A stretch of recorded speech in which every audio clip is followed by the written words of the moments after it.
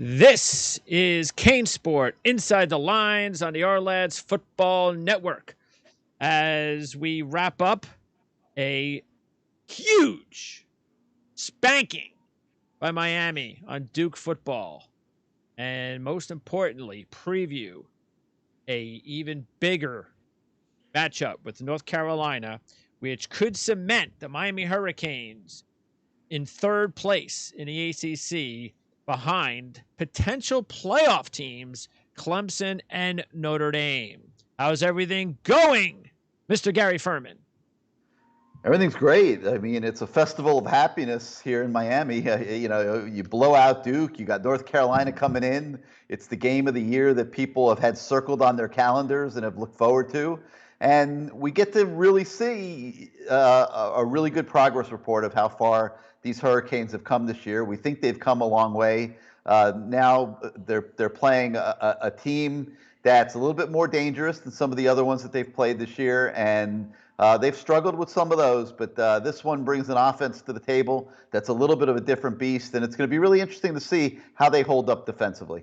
Yeah, not much to talk about in the Duke matchup, and that's a good thing. And we talked about that last week. The need after the previous three games decided by 9 points or less. 9 points total. And the need for Miami to be in the second half, going into the fourth quarter, where you can rest your starters and just feel good about not having to come up with big plays or hope that you get a bad call. And that's exactly what happened. It took a little bit, and that's definitely expected because of the COVID mini break.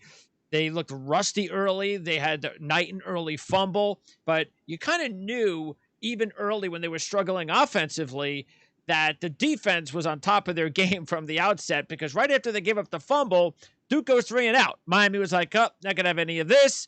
And that was pretty much the ball game. And Miami did a really good job stuffing the run against Duke, which is something that we also talked that was important because Duke just doesn't have a passing game. Yeah, I mean, we talked about it last week, Greg. I mean, there was no doubt in my mind. Duke was not. I was amazed that the Duke administration took the game. To be honest with you, I mean, they were so downtrodden. They'd given up 56 points 2 weeks in a row. They were 2-7. I mean, they were done. I mean, you look at everything, with the coronavirus and everything, just to try to get the games week to week and all that. Those kids were finished. They were never invested in that game, and it was great for Miami to pad stats, build confidence for this week's game. But I wouldn't attach too much more significance than that. The body of work over the entire season speaks for itself. Miami, to me, has done, and it's a tribute to Manny Diaz, really, as good a job managing all the issues that you have to manage with the coronavirus as really probably any program in the country. And they've showed up every week and gotten the job done no matter who was able to play. I mean, obviously guys tested positive. I mean, listen, I look around me in the real world, people are testing positive every 5 minutes. So there's a lot of coronavirus going around, a lot of uncertainty for these football teams and players. But Miami, to me, has handled it as well as anybody, and that's never shown off better than at Duke the other night, where you had one team show up energetic, enthusiastic, clearly having a good time, and you had the other team that unquestionably had no interest in being there. It was also nice to see the running game get going. Cameron Harris with 15 for 96 and 2 touchdowns. We also saw Donald Chaney with 9 for 62, adding 481 through the air. And that's what you get when you open up your depth chart and you see what your other, younger players get an opportunity to step out there. And that was what was important too. I mean, that's why we thought it was important for this team, not just for the starters, but it was also nice to see some of the backups get a little bit more reps. And it was also nice for them to pitch a shutout. Because like I said, this is a team that had 2 600-yard rushers, and Miami held Duke 33 attempts, 56 yards, and a 1.7 average. So they just dominated the game like they were supposed to. It's easier said than done. That's why it was an impressive thing for us to see at this stage of the season, is Miami do exactly what they needed to do. So now we could turn our attention to North Carolina, and they could turn their attention to North Carolina, which is going to be a huge matchup. Yeah, no doubt about it. Listen, North Carolina is on the ascent, similar to what we're hoping Miami is, and they're not there yet. Their defense is highly questionable. I think Miami is going to be able to move the ball on them quite a bit, score a lot of points. To me, this game is first to 40 wins because I'm expecting Carolina to be able to move the ball on Miami as well. And it's going to be exciting. It's going to be a good test for the Hurricanes, I think. They should win the game. They have them at home. Miami's defense, I think, is better than Carolina's defense.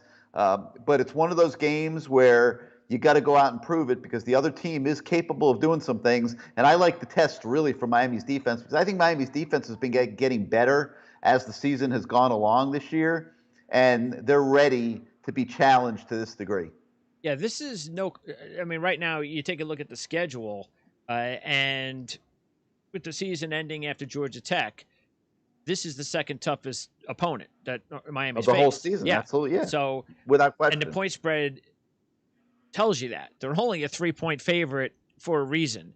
And this is one of those games where if you are really a top 10 program and you're the type of team that's not a fraud, you have taken a next step. You have put yourself in a position where, you know what, maybe we should have been in the ACC championship game, that kind of thing. This is the type of game that you have to go out there and win because this is a really, like you're saying, this is a very talented offensive football team. Very talented. Yeah, I mean, they really are. I mean, they average 41 points a game, 535 yards. Their yardage ranks fifth in the nation. Yep. I mean, this is a team that can move up and down the football field. Sam Howell is on a rapid ascent as one of the better quarterbacks in the country, very accurate passer. If you give him time, he's going to rip you apart. He's going to be a top prospect in the 2022 draft. Yeah, no doubt. I don't know if he'll be the number one pick, but because of his size, but he will be a very highly regarded pro prospect without question.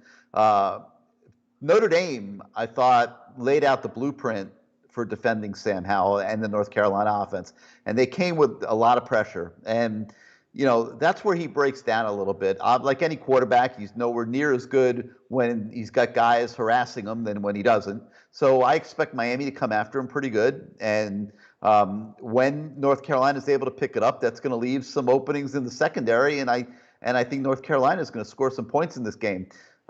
So it's going to be, without question, in my mind, the most exciting game of the year. I mean, the Clemson game was a big game for Miami, but they weren't really competitive in that game. They're going to be competitive in this one, Greg. And you're going to see teams that really can put points on the board, can dial up big plays, and it's going to be fun to watch. Too bad the stadium's going to be, 4/5 empty. Yeah. But at least the people watching on TV will have a lot of fun. And North Carolina, like you said, the positive is that they're fifth in total offense. The negative is they're 88th in pass defense. So this is a big positive for De'Ara King, who's having a fantastic season. An 89-yard touchdown pass to Hartley against Duke. Another big game with 3 touchdowns in that one. It was nice to see Jordan get into the action finally early in the game against Duke as well, because as we've been talking about, if now as you step up and you play these types of teams and you have to score as many points as you can, because like you said, this is going to be a high scoring game. You need every potential superstar skill position player you have on the team, because North Carolina has a boatload of them. They're a more talented team, North Carolina is, on offense. They got a lot of pro prospects on offense. They have game breakers left and right. Miami, it's nice to see Hartley and Wiggins and Pope and these guys mature this season. But North Carolina, they've got a little bit more talent, and that's why it's going to be important for Miami to keep pace with them, which we expect they will. Maybe a little bit more seasoned talent right now on the offensive side. Offensive only, yes. Yeah, but Miami has really been coming, and you look at the way they've developed Mike Harley, for example, and the games that he's put up in the last month. The running backs are playing very, very well. I don't know that they're going to match North Carolina's two. I mean, when you look at these guys, Michael Carter and Javonte Williams, I mean, what a tandem. I mean, Carter's got 937 yards and 7 touchdowns. Williams has 904 yards and 16 touchdowns. One's averaging 7 yards a carry. The other one's averaging 6.7 yards a carry. So these are guys that can make big plays and move the ball down the field very quickly. And they're very strong at the wideout position too. So Miami's going to be stressed at every level and of their defense, totally across the football field. And the guys that you think have been making progress on that side of the ball, the Corey Couches of the world, you see the way the defensive ends have played the last few weeks. And, everyone's excited about, Quincy Roche and Jalen Phillips, and they both had very good years. But when you look at their sack totals, Greg, Roche, I think, has 4 sacks, 4.5 sacks. Phillips with the big 3, I think he had 3 against Duke, now is up to 6. But that is pale in comparison to what even Greg Rousseau did last year in a half a season when he had 15 sacks, really playing part-time the first half of the season. Yeah. So, I think the best way to describe it is you've got guys that are now, I think, getting into their best shape of the season. They're playing their best football, and now they get an opponent on the other sideline that is going to test them to the max. And I love it. I love these types of games where you have to really play well to win and show what you're capable of. And I'm looking forward to seeing Miami rise to the occasion and prove to all of us on Saturday that they have made significant progress this year, that they have not just been playing average teams all season, and that's why they have an 8-1 record right now. Yeah, and when you take a look at the Clemson matchup, it was all about the inefficiency of the offense, because it wasn't like the defense was allowing Clemson to move up and down the field all day long. The defense held their own. It was up to the offense to do their part. They didn't. I don't expect that's going to be the issue here against North Carolina. So that's why, as you were saying, we're going to see a high-scoring game, but it's also going to be upon the defense to do what they have done most of this season in these big games when they've been able to come back, especially, and that is in the second half, in the fourth quarter, make the big stop. Because they're going to, if you're a fan out there, maybe you haven't seen a lot of North Carolina, maybe you have, maybe you saw the Notre Dame game. That's not a true representation of what you're going to get with North Carolina's offense. You're going to give up points. They're going to score. They're going to make big plays. But when you get to the third quarter and the fourth quarter, that's when it's important that Miami come up with some big plays like they have just a short while ago against North Carolina State and Virginia Tech. Yeah, and something's going to have to give in that regard. I mean, when you look at Sam Howell in North Carolina, they've been great in the fourth quarter. You can go back to the Miami game last year where he pulled it out down the stretch. He was down the 4th and 17. He hits the 4th and 17, takes them to the end zone. They win the game. And he's done that multiple times this year. Yep. I mean, he's been a big-time player late in the game. Even when they've lost, he's played his best football in the second half. So something's going to have to give in that regard. But the difference in this game from the Clemson game, Greg, is against Clemson, Miami just wasn't as good. They're as good as North Carolina. They're probably even a little bit further along right now than North Carolina. North Carolina may catch up in another year or so. They're recruiting like maniacs up there. Mac Brown's doing a great job bringing that program back. You look at the way Sam Howell and the offense are playing, and you can get kind of lulled to sleep about where they're coming from. This is a team that the couple years before Mac Brown got there was not winning very many football games. No. So they're coming. They're one of those ACC teams that's on the rise. Miami feels that it is too, but Miami doesn't have to look across the field and say we don't match up with these guys. When they played Clemson, it was pretty obvious from the opening kickoff that they did not match up with those guys. Clemson was a significantly better football team and really could just about do whatever it wanted. That won't be the case Saturday. And I think it's a good point, because if Miami had played Clemson again in the ACC championship game, I think it's a different story. That's how much Miami has grown since the last matchup. I'm not saying they beat them, but you wouldn't get the type of play that you got the first time around, where it looked like they were just out of sorts. Maybe the spotlight was too big, whatever the case may be. They are a completely different team than the team that went into Death Valley that earlier this year. To a degree, but Clemson's still significantly better. Like the right two teams are playing in the ACC championship game. Sure. Clemson, Notre Dame, they were clearly the best in the ACC this year. The fact that Miami has come from being where it was in December to being the third best team in the conference, I think is progress. I think it's undeniable. This is a good bounce back year. And now, as we get past these last couple games and we move into recruiting next week and signing day and then move beyond that, to me, the key for the Hurricanes is going to be how they build on this. First home game since October 24th. It's also the first road game for North Carolina since November the 7th. So you have one team that hasn't played at home for a while, one team that hasn't played on the road for a while. And considering Miami has continued to win, that is a good thing for Miami. And we talked about them clinching third place with a win in the ACC. You know, unless something really weird happens against Georgia Tech, if they win this game, not only do they clinch third, but I feel pretty confident they clinch the Orange Bowl.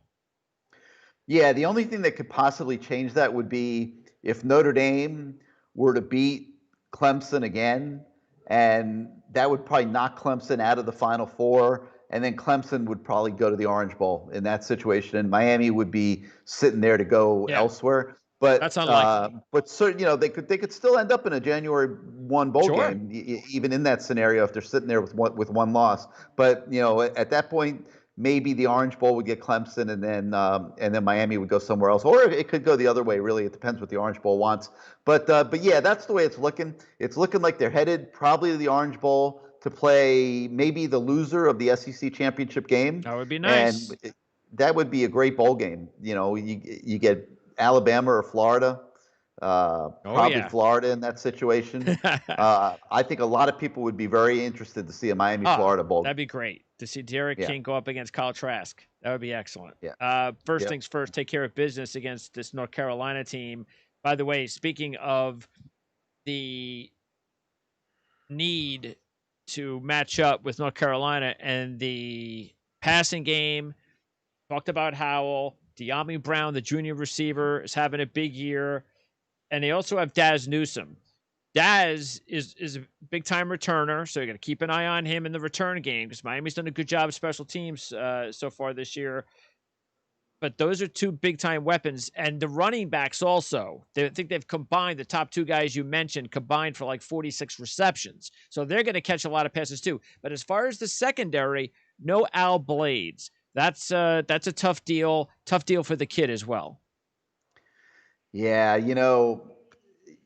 a lot of people take coronavirus for granted. Like I know a lot of people, they're on our CaneSports.com message boards and things like that. They think the whole thing's a joke. Well, when you see this, it hits home. It's not a joke. Al Blades, great kid. Feel for him. Hope he gets well soon. But yeah, he got coronavirus.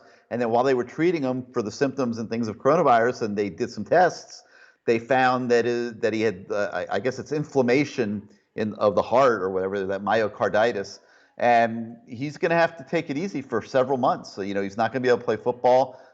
It could even linger into a potential spring practice if they decide to try to have spring practice this year. They canceled it last year, obviously.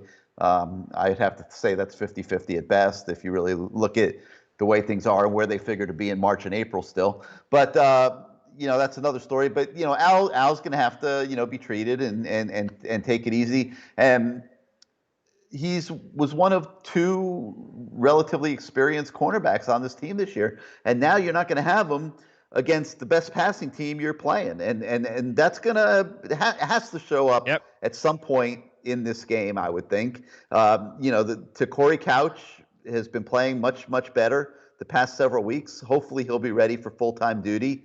DJ Ivey has been hit or miss through much of the year, and there's only freshmen behind them. So if I'm North Carolina, I'm sitting there. I don't care what I got to do. I got to protect Sam Howell, and I got to get the ball to my wideouts against these corners. And that's what I think they're going to try. They're going to hope to do. They might even keep a tight end to help block at times against these defensive ends.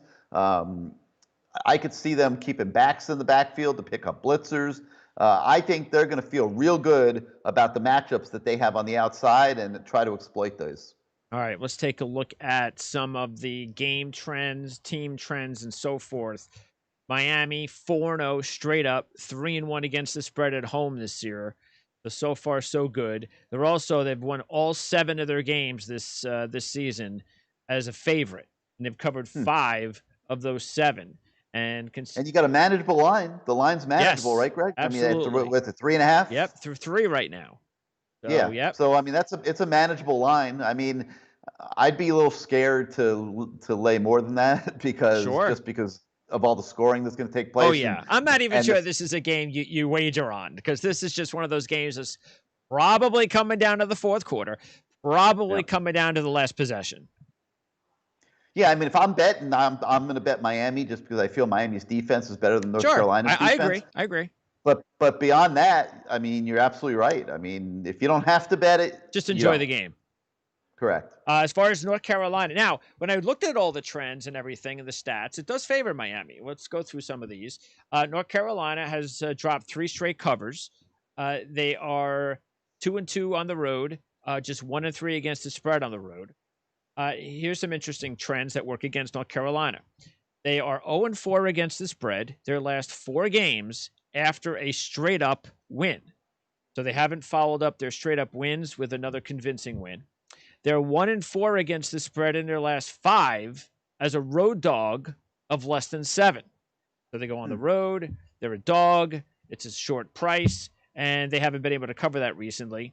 And more importantly, in their last 9 versus ranked teams, as well as their last 9 as a dog of less than 21, going up against a team with a winning percentage of 750 or greater, which is kind of the combination of the ranked teams and the winning percentage. The bottom line, when they play the really good teams, so 1-8 straight up last 9 versus ranked teams, that's not very good for North Carolina, and 1-8 against the spread in their last 9 as dogs of less than 21, as I was mentioning, versus teams with a winning percentage of 750 or greater. That includes 0-1 this year. The only time they faced that was against Notre Dame, and they did not cover I that game. I think that's evidence, Greg, of what I said a little earlier, in that this is a dangerous team because of its offense, but it is not a team that is totally put together No, yet. no, And no. it was not in very good shape when Mac Brown came back last year. And it's going to take him, another recruiting class or two to really get it the way he would want it. Yep. Matter of fact, this is only the second time that North Carolina is a dog this season. So the schedule hasn't been very tough for North Carolina. And the only time they were a dog, they lost to Notre Dame. Now, The ACC isn't very tough. no, But that's true. the schedule's not tough for anybody. That's You got true. a bunch of average teams in this conference once you get past the top 2 or 3. And, Miami's been life or death to beat some of them. So, Miami might be a little bit of a notch above most of those teams this year because of De'Ara King, but they're not that far above. And that's been evidenced by the way some of those games went. Now I'm going to give you the weird trend of the week for North Carolina, for Miami's opponent. But it's actually shown that it's working against North Carolina twice this season. So North Carolina has dropped 9 straight covers after they score 35 or more points when they take on their next opponent, who comes into the game with back-to-back straight up and against the spread wins.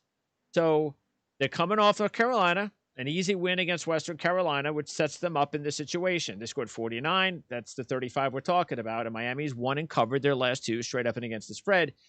This year, North Carolina's been in this spot twice. They've lost both. So against the spread. So again, 9 straight covers North Carolina has lost in that specific trend. And then we're going to wrap up with the series trends. The home team is just 4-4 in the last 8, but the home team has covered 7 of the last 8 in this series.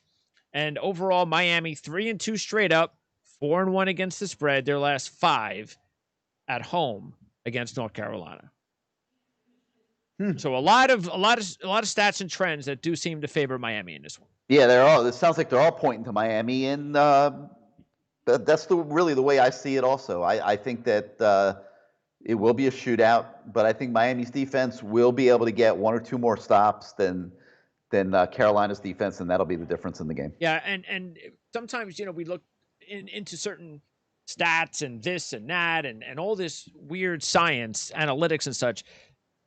when you just do the basics and you say, okay, here you have a team, you have two teams that are trying to make their way and so forth, and you obviously mentioned how bad North Carolina had where they were with the program just a short while ago, and we just told you North Carolina, they haven't done a very good job when they've had to step up in competition.